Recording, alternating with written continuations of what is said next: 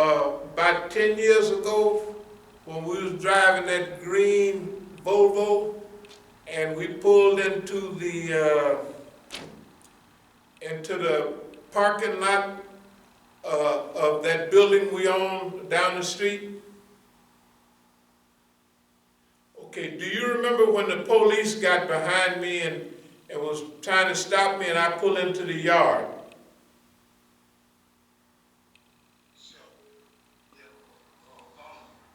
You called it.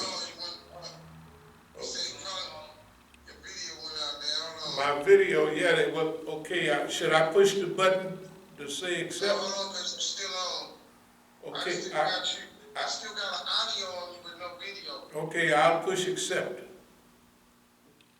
And this right here. Okay, how did the audio, you don't have to see me, you don't have to see me.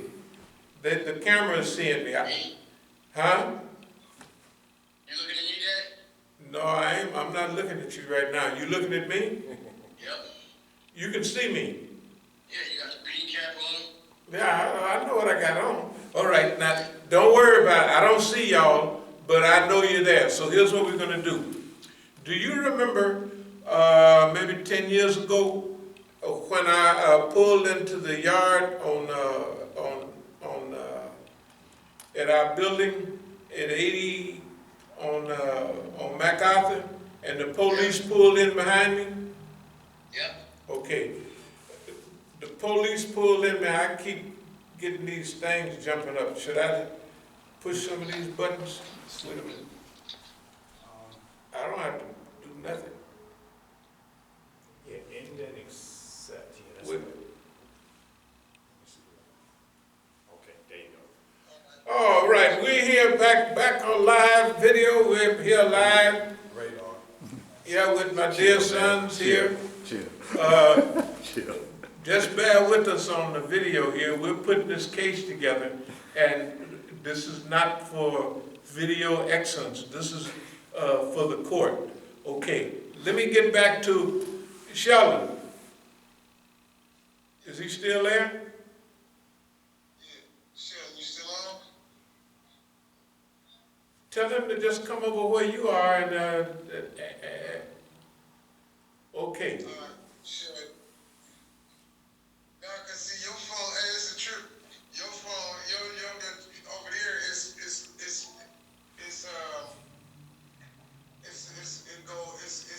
like it come late on one of his.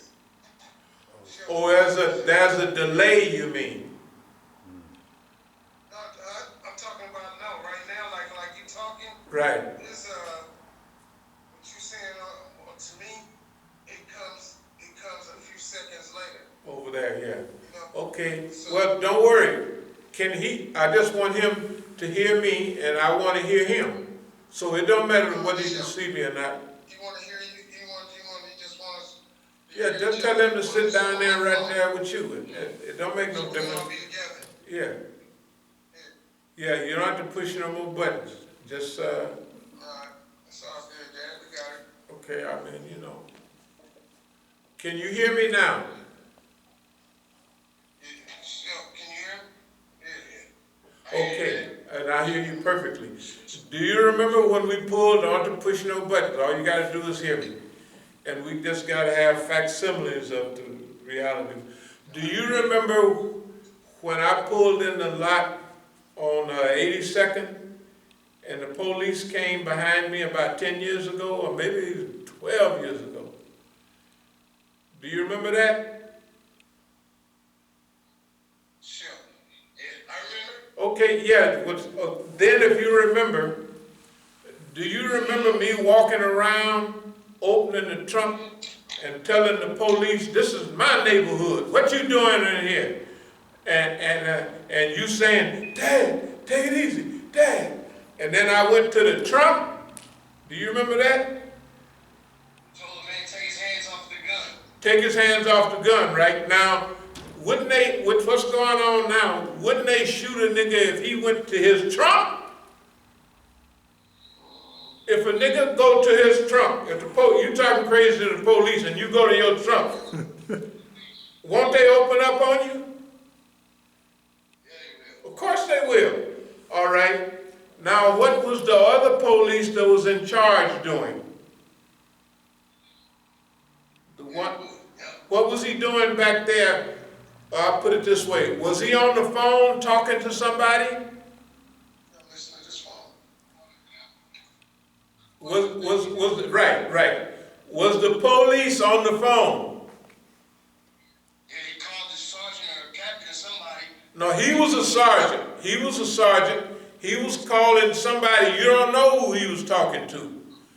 But he was pacing back and forth. Huh? Yeah. You thought he was calling the captain or somebody. Well, he was calling back. He was pacing back and forth.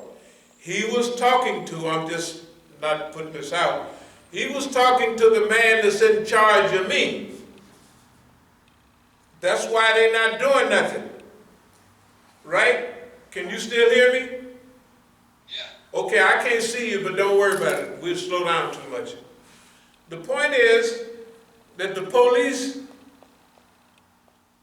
him and all the other police is there, and Mukhtar was there too. You remember that? Yeah, I remember. Yeah, Mukhtar was there. Okay, so pretty soon the police say, they don't give me no ticket. I ain't got no, I got a Delaware license on the car, and it's 6 years old. I ain't got nothing legal. So the police leave. Remember when I tried to shake his hand? Hey, nice talking to y'all. I was making fun of him. What was happening was, remember what I was telling you, try to remember. What I was saying was, no, they're talking to their boss. And their boss is telling him what to do. Do you remember that? Yeah. Okay. I remember. All right.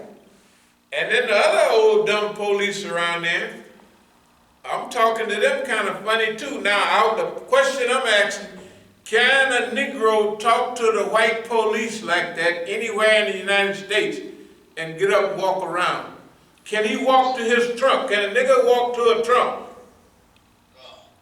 With the police, he can't walk to no trunk. No, you can't do that. No, you can't. They'll shoot you right away. They know, but I'm doing it right, and you holler, "Dad, Dad!" Well, why was I doing that? I'm doing that because I know them, I know what they can do, and I know who they're talking to. You see what I mean? They're getting clearance, and the clearance is, they're telling him, okay, leave him alone. This is what you do. Write them a ticket, which they're not gonna, I ain't never had to answer that ticket, because I never have, and it was 4 tickets. But the point is that he was talking to somebody that was in charge of my case. The person he was talking to was right here in D.C. We call him Baba Kloon. Don't worry about what Baba Kloon means, because it's Ibn Kloon and Baba Kloon. Baba Kloon got 2 sons. And Baba Kloon got 2 sons, and Ibn Kloon is the sons. Don't worry about who they are and everything. Everybody will know in time. The point I'm making is that, number one, I didn't try to take no money from your mother about the house. I was giving her money all the time, right? You remember when your mother needed $20,000 to get on that list, Terrell? Yeah. 20,000. Right. Yeah. It was 15. Something like that. Okay, 15,000. Something Okay. you gave when you gave her money. You gave her like 7, and you told her you was gonna give her some more in a few days. Right. You remember better than I do. That's right. So out of that, she wound up with about $20,000. Now, it ain't no niggas you can go to in those days, ex-wife, ex-husband, and say, look, I need such and such and such, and you just say, well, give me a day or 2 and I'll come by with it, right? People can't do that. I told her, I said, nobody can't go to their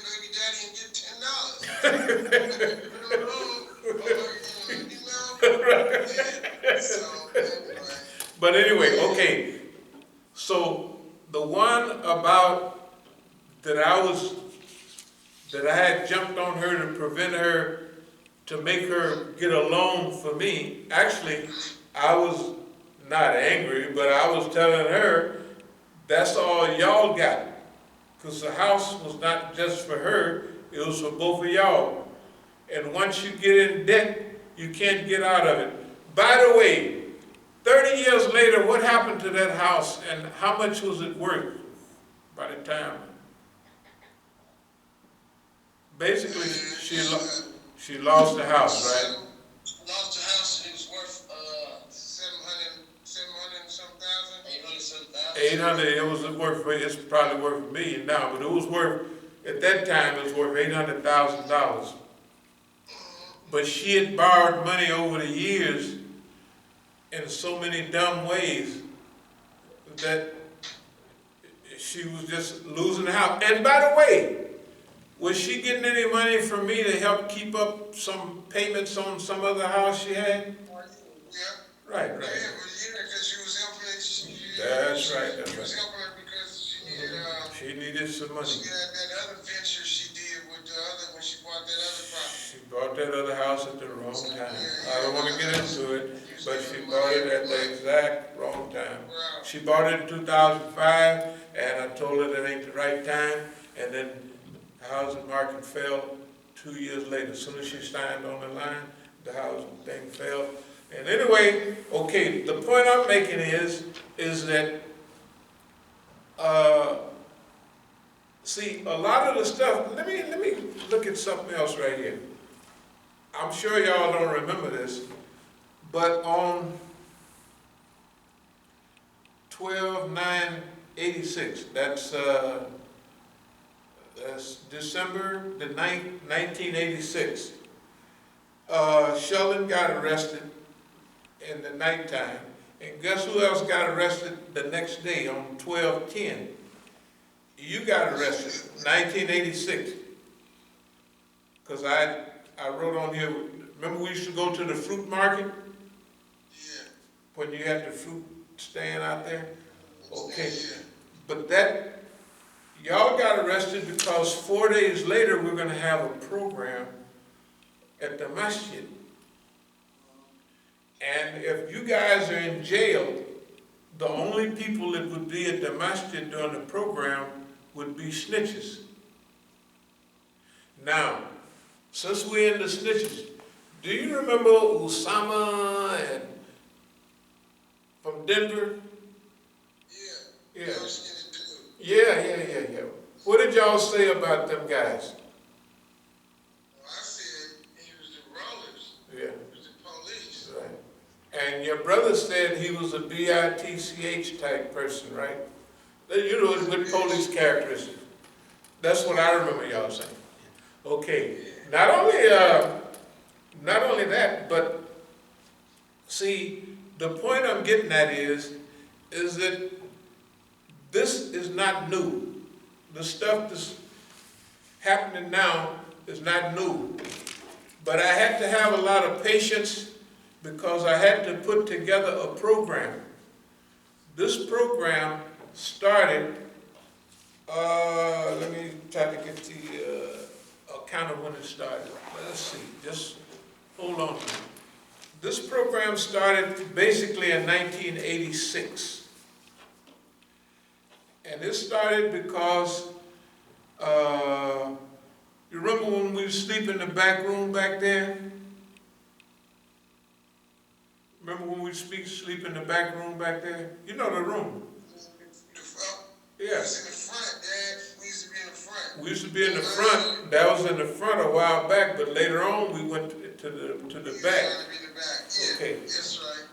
Okay, we was in the front. We was in the front when the car crashed through the front, right? Yeah, that's why we went to the back. That's why we went to the back. Now remember what happened. The nigga that crashed through the front, remember I told him, hey, no problem, just let me see your license and then we'll call it a day, right? Yeah, And then he got to talking crazy, right? Yeah. And then I maybe accidentally popped him. Spot on him. You busted him. That's okay, don't worry about it. You had to check, you had to tighten him up. But what happened? The police came and searched me, remember? Yeah. And remember how the police, he went over and whispered to the police. He didn't run into us. And remember, that post in the middle, you know where the masjid is separated? It's got a big separator there. If that wasn't there, where would we be now? We've been dead. So the nigga was out to kill us. That's what he was mad about.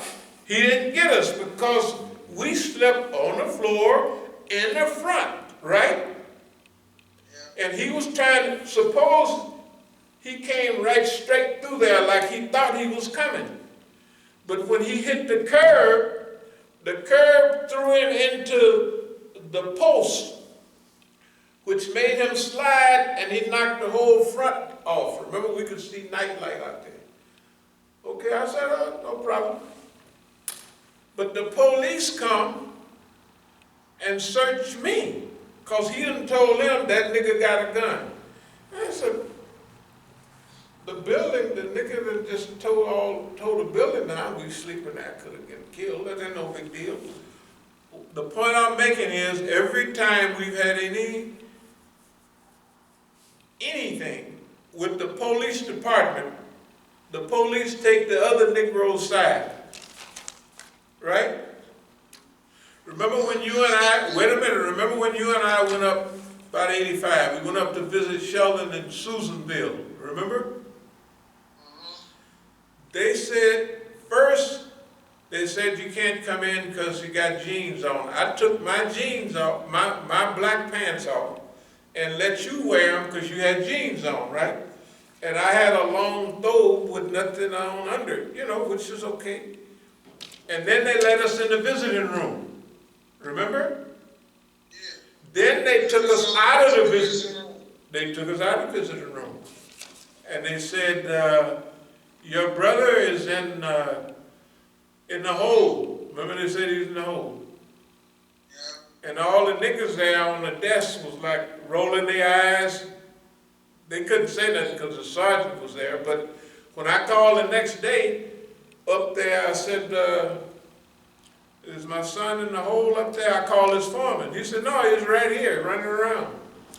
No, but Dad, no, remember, because it was a dude, it was an inmate. He was an outside worker. Right. There was an inmate out there, and he was like, man, he said, he came up, he whispered to us, he said, hey, I know Sheldon Reeves. He said he ain't in the hole. Right. He told us he wasn't in the hole. He Right, said, man, right. he out there. Right, On the line. Okay, You know what I'm saying? but we knew that. Before we left. We knew that, but we couldn't break into the penitentiary.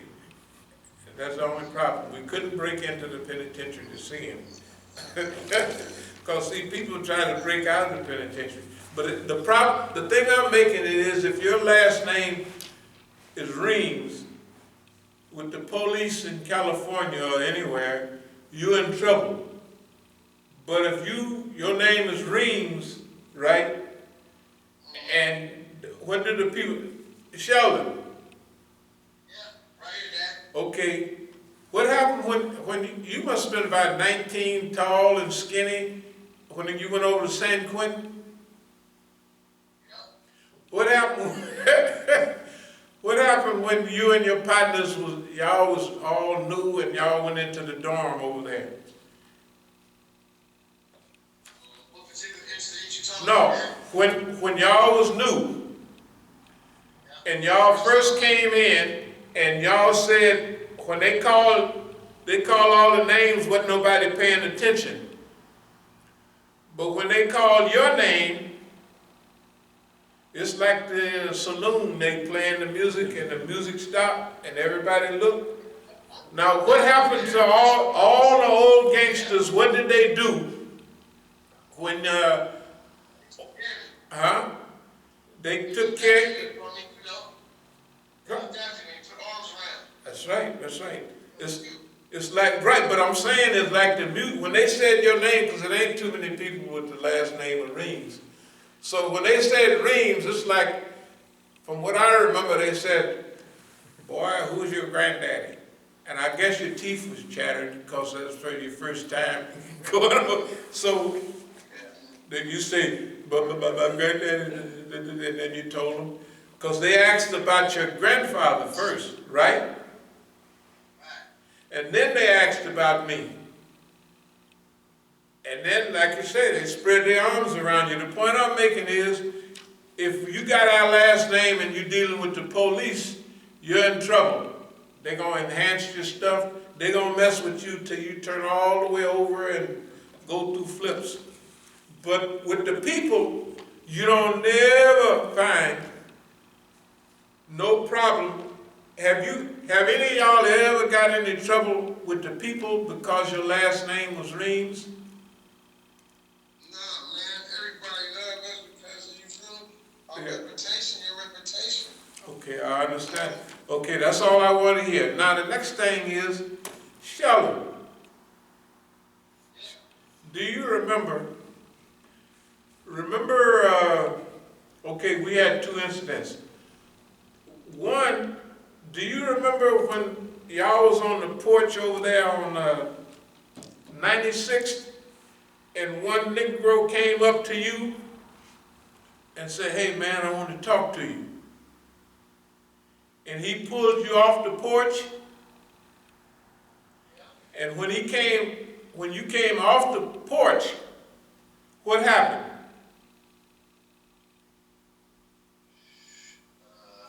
When they sprayed, no, I'm talking about the Negroes. This time you was on the porch with Negroes. And the people that pulled you off the porch, they sprayed the porch. Did the porch ever get sprayed over there on 96? Oh, yeah, you talking about where they got shot at? Yeah. Yeah. But somebody came and pulled you. Get off the porch and they start shooting. Right, they pulled you off the porch first, right?